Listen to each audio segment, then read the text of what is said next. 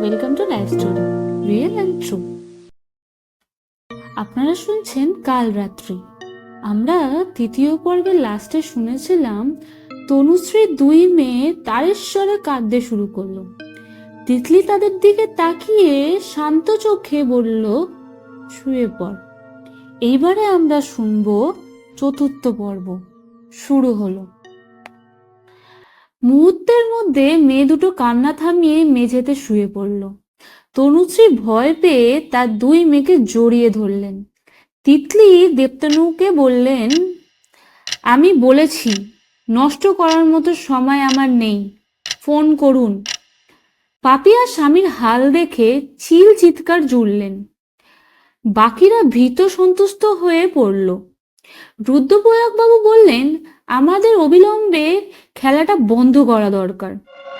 এই জায়গা